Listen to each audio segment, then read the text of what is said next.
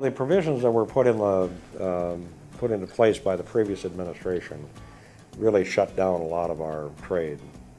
The provisions that said you had to be paid before the ship left the port, that you couldn't use American banks, it requires a lot of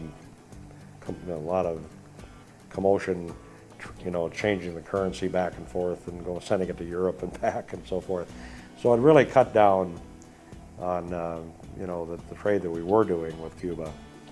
And we got, of course, our competitors are not only not having to deal with all those restrictions, they also are giving credit to Cuba.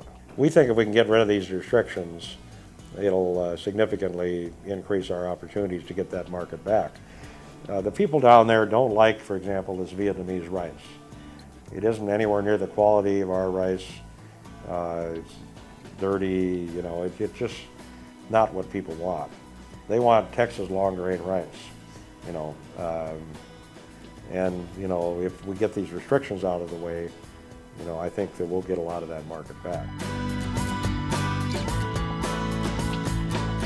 If we're going to do business with Cuba on a realistic basis, we have to be able to have access to it, in terms of, and it's not going to work if you just limit it to agriculture, because you're never going to get the airlines to set up flights and, get the system set up so that you can actually do business. And so that's why we have the travel ban lifted in this bill as well, so we can establish a normal kind of a way to get back and forth. Otherwise, we're going to have to go through Mexico or Canada. So even if you get the other things fixed, it still makes it difficult, to do business. And a lot of the Cubans wonder why, why we won't let Americans come to Cuba. So we've put that in the bill, and that has caused some controversy.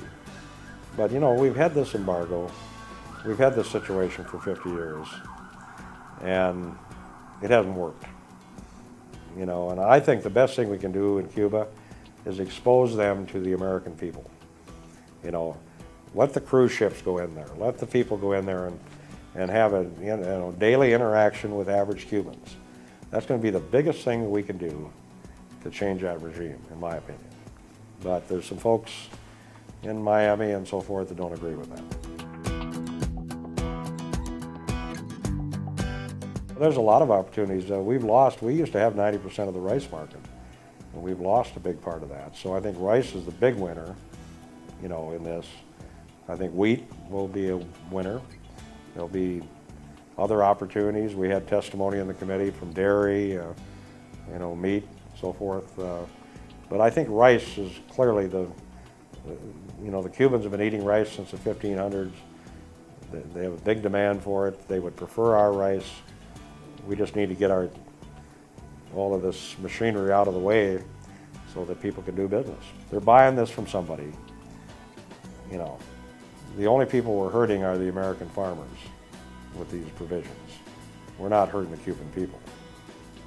So this whole thing is backwards.